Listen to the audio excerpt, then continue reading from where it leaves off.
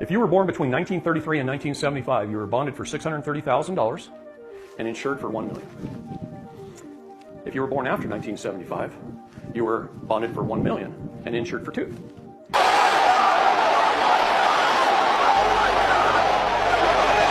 A QB trust is an individual trust underneath the umbrella of the Public Charitable Trust. So the Public Charitable Trust Act of 1882 created the Public Charitable Trust. The QB Trust Act created the QB Trust, each individual trust that you all have through your birth certificate and registration. On your birth certificate, there's a bank name. It's on bond paper. There's a CUSIP number, CUSIP number.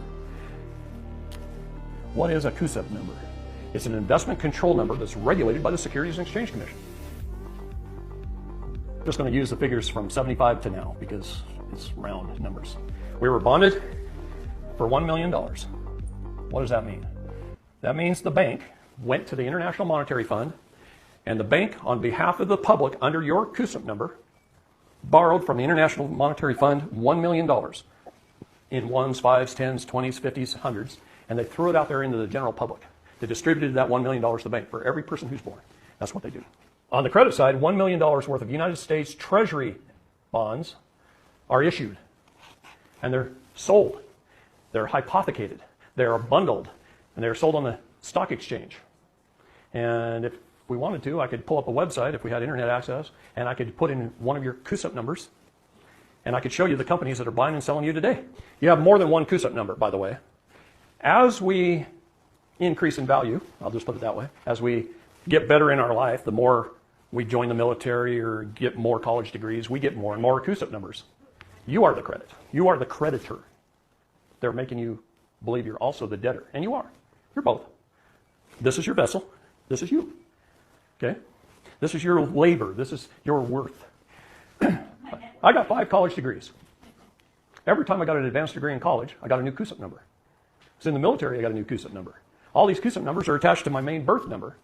Okay? Is this in a bad spot? Anyway, let's stop here. It's a balance sheet, right? It's balanced. It's got $1 million on one side, $1 million on the other. This gets invested. It keeps growing and growing and growing. And let's just say it grows to $100 million. And by the way, that figure's low. I'm giving them the benefit of the doubt. I've seen individuals worth $35 billion or more that didn't know they had a dime. Okay? It keeps growing and growing and growing. Our first 18 years of life, we're not spending anything. So nothing is going over here, our first 18 years. That's growing and growing and growing for 18 years, and it's being hypothecated and traded. They've done a good job of managing it. They really have. First 18 years, it's growing and growing and growing. You're not spending anything. You're not adding anything to the debit side. Then you go get a job, and you get married, and you go out and you buy a house. I'm just going to use numbers. The numbers themselves don't matter. It's the concept. Okay? You buy a car or two. You buy some utilities or two over your lifetime, some medical bills, some food, whatever. They keep track of it all through your tax returns, your credit card, your bank statements. Banking is all tied into the IMF, the Federal Reserve. We got a big buildings of bean counters called the Department of Fiscal Services, and those accountants just keep track of everything, everybody's life. And this all starts to add up on the debit side. And this just keeps growing and growing and growing on the investment side. At some point in time, you die, and it goes through probate. They take some of this, and let's just say over your lifetime you've spent, I'm going to round it off to $10 million. So they subtract $10 million out of your investment, and they pay off all this, and it becomes a zero balance. They even pay back the initial loan to the International Monetary Fund, plus interest. That was a loan from a foreign entity, by the way, to the Public Charitable Trust. And they pay it back. The balance is zero. Now this has, let's just say for this discussion, has $90 million left in it. What happens to it? The QB Trust lives on in perpetuity forever. So it keeps going. Everyone who has ever died since 1933 is currently funding government. This money gets reinvested. They can't take this, but the balance must stay the same forever.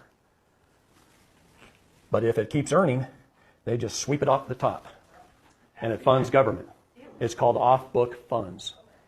In the States, it's GSA, and in the federal government, it's CQV. And it continues to fund government. Why do you think they don't care if they spend $3 trillion on foreign entities? Because it's not their money. It came out of your trusts. It's not part of taxes.